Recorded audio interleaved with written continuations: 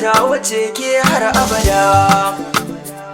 Ni ba ta kace A san kina mato zan so ki kawai da damuwa. Ki tallafa wa rai dan san ki a zuci Raliya ya zauna. akan batu na soyayya zan yi nazari, domin ina ganin halin wani kai ba zai yi daidai ba.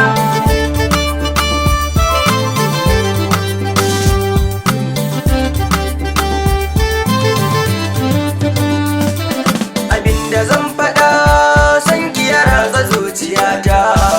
Ki tallafa wa rai ki za ki kawar da damuwata. Rashin ki zai saka mini ciwo a zuciyata. Raliya ki duba ƙaunar ki ta ratsa rai da hanta. Zan fi so a cikin so ni kawai na je na huta. Idan kika bar ni a kwarai zan rasa rayuwata.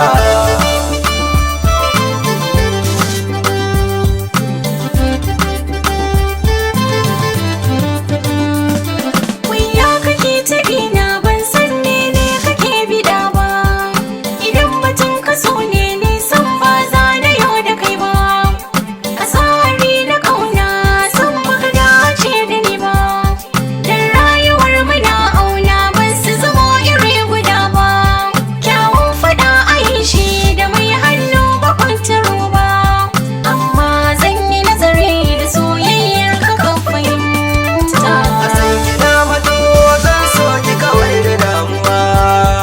Ki tallafa wa rai dan san ki a zuci Raliya ya zauna.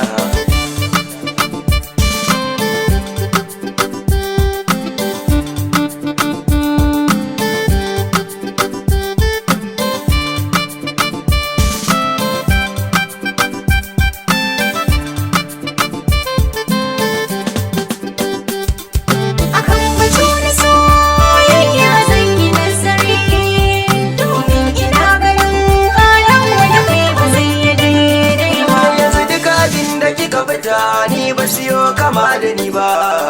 Amma kan kini dai ba za na zamo matsoraci ba. Yau duka mai haƙuri shi ke nasara sai ki duba. Kimin na afuwa san ki ba zan iya yin rabo da shi ba.